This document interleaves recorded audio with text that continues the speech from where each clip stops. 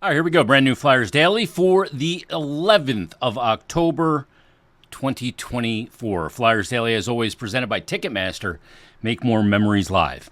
It has been 178 days since the Flyers played a regular season hockey game. The last game, of course, was last year against the Washington Caps on April 16th. They were eliminated that night from the playoffs, and we went into this, what seemingly endless offseason. Well, that ends tonight as the Flyers will drop the puck on the 2024-25 season in Vancouver, 10 p.m. They will take on the Canucks. They were good against the Canucks last year, by the way. They'll take on the Canucks, the 0-1 Canucks. They lost their first game 6-5. They will take them on tonight out in Vancouver. That'll also be, obviously, the home opener as well, coming up on October 19th. They faced the Canucks last year in Game 3, their home opener last year. They won that game 2-0. Really good performance by the Flyers against the Canucks to open the season at Wells Fargo Center. It was a Carter Hart shutout.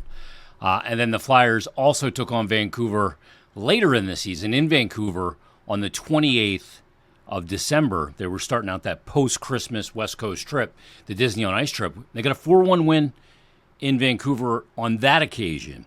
So it's a team they fared well against last year. Does that mean anything this year? Probably not.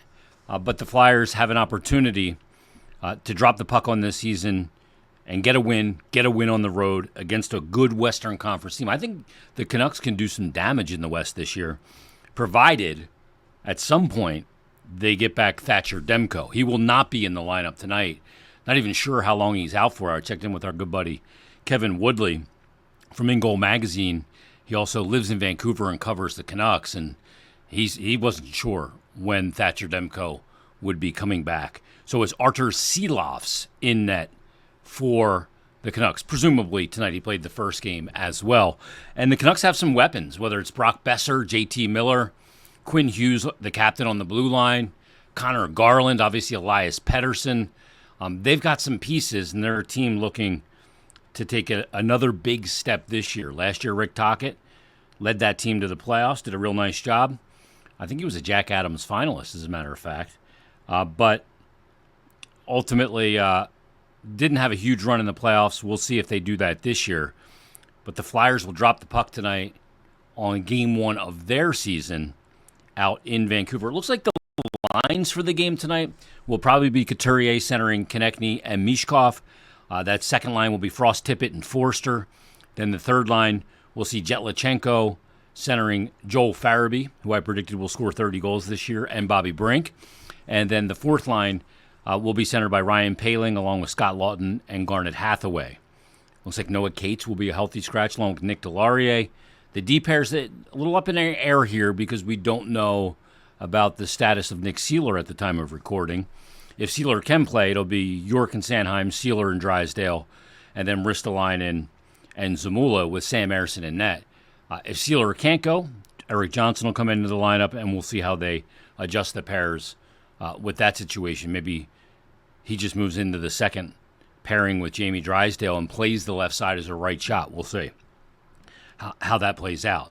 But busy weekend because we've also got Flyers Calgary tomorrow night, which is who Vancouver lost to in Game 1 on Wednesday night. So the NHL in full swing. Flyers starting a couple days behind everybody else, which I don't think is ideal because it's going to condense your schedule a little bit further, and you might want an extra day. I would have preferred the Flyers play Thursday and Friday against these two teams, and all the games move up, and they had that extra day coming back from the West Coast trip to assimilate before the home opener on the 19th. It's not the case, though. Can't be fretting about the schedule. It is what it is. But it'll be the Flyers Canucks tonight, Flyers Flames tomorrow night. I think one of those teams will be headed to the playoffs and one will not. Vancouver will go to the playoffs in the West. Calgary will not in the Western Conference. But that said, Calgary did beat Vancouver. It's not necessarily who you play, it's when you play them. And we'll probably have to say that a few times this year. But obviously in yesterday's episode, we kind of deep dove on some predictions. And I said on the episode, I met a little bit of resistance as well, that I didn't think the Flyers were a playoff team. And as they sit right now. But I came up with 8 numbers that do matter. And if they can meet these numbers, or at least most of these 8 numbers that I think matter the most, then they can defy my prediction and be a playoff team. So here are the 8 numbers that matter and the reason why I think they matter. Number 1 is 18.5%. 18.5% is what I think their power play needs to be at this year. Their power play last year was at 12.2%. Utterly miserable. Horrible number. If they can get to 18.5%, it basically puts them about 22nd in the NHL. Doesn't put them even in the top half. But at 18.5%, if they can click at that percentage this season, around 22nd, 20th to 22nd in the NHL, it's going to provide some extra goals, and they'll be a more dangerous team. That number needs to be met for them to defy what they did last year and become a playoff team and show progress on this power play, for goodness sake. Mishkov's going to help it, obviously.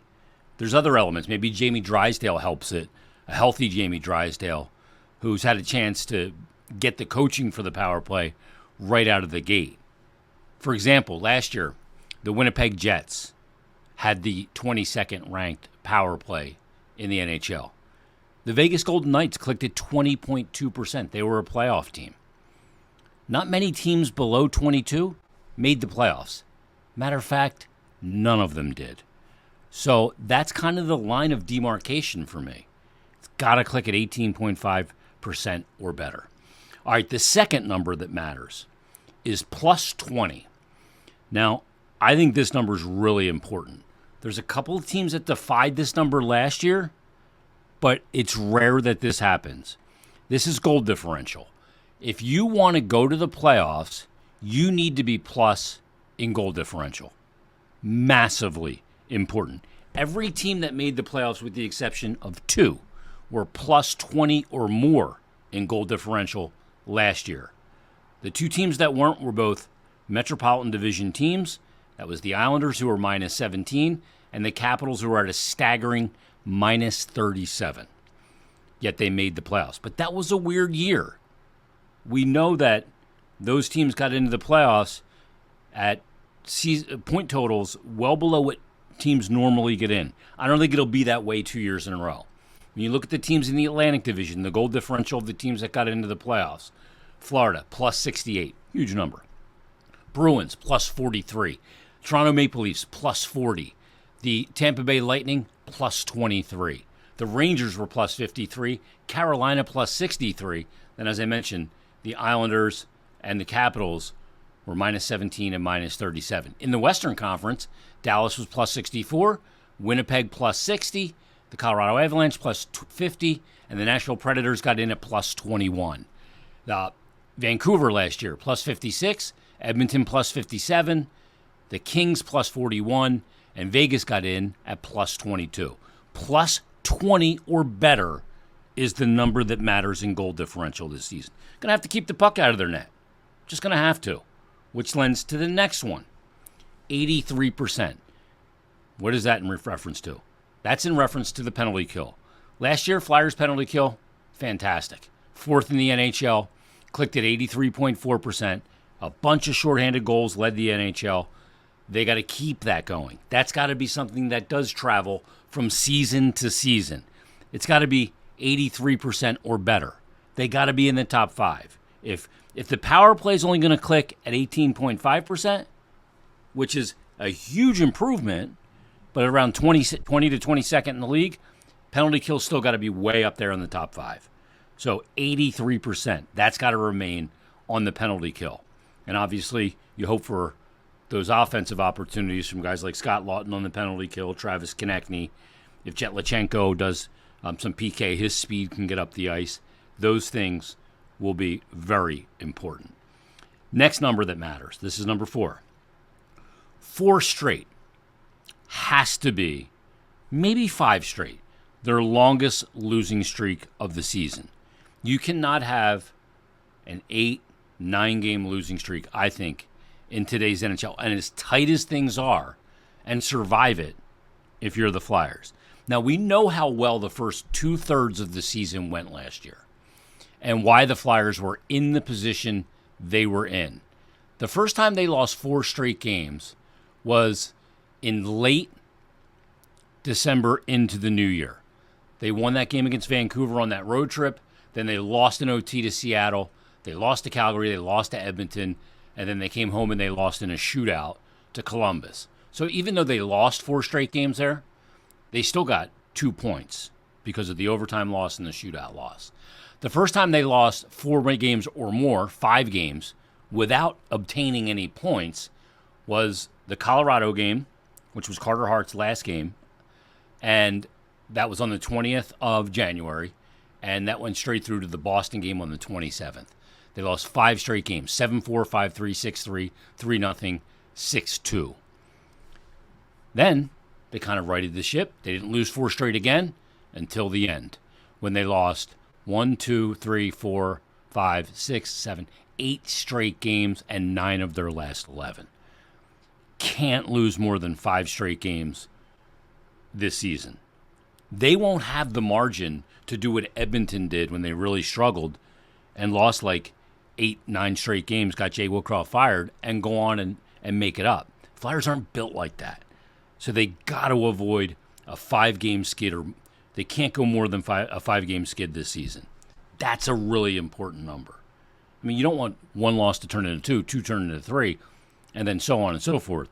But they can't go on a very long skid because I just don't think they're going to be a team that can rattle off 9, 10, 11, 12 straight wins like Edmonton did a year ago. So that's a really important number for me. Even is the next number. Even, this is in reference to 2 things. Their goal differential in first periods needs to be even, and their goal differential in third periods needs to be even. Last year, the Flyers got outscored 74-58 in the first period. They got outscored 93-86 in the third period. Now, some of that's empty net goals, and I understand that, but it still needs to be even for the first, and even for the Flyers' best period last year was the second. They gave up 83 goals, and they scored 83 goals. Got to get that closer to even in the first. You cannot get outscored in the first period 74-58 and make the playoffs. It just doesn't happen. The crazy thing, I mean, they outshot teams in every period. They outshot teams probably the most in the first period. I'm not sure what the math is on this, but they outshot teams in the first period. 849 total shots last year to 680 in the first period, yet they got outscored 74-58. That can't happen. They got to get that number down. You cannot constantly be chasing games after the first period. So they got to be even after 1, and they got to get that goal differential down to even in the third. All right, next number that matters. I think this one is incredibly important too. It's 10%. 10% has to be their team shooting percentage or better. When you look in the NHL, Flyers, by the way, last year finished 31st in the league in shooting percentage.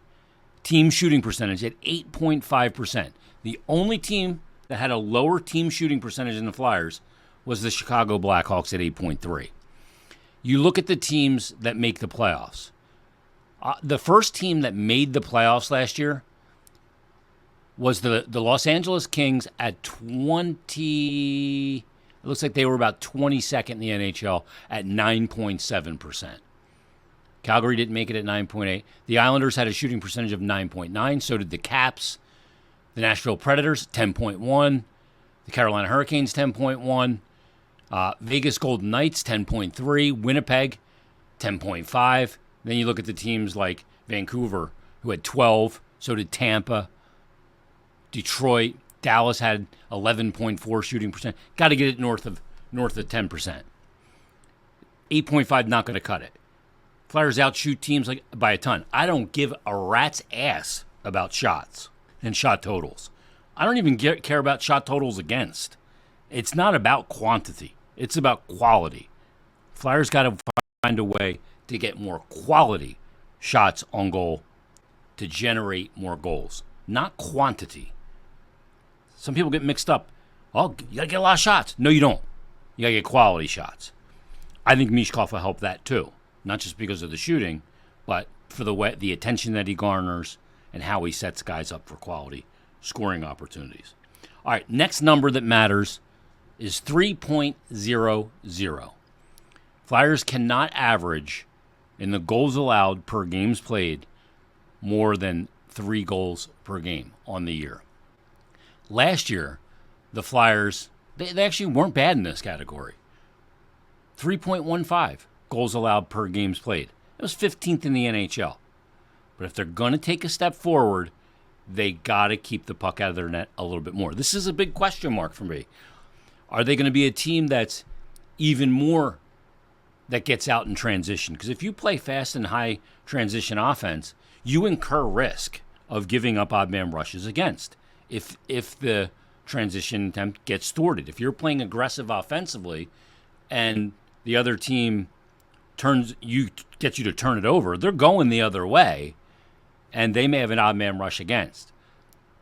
If the Flyers can drop that from 3.15 to 3, then they'll be in good position.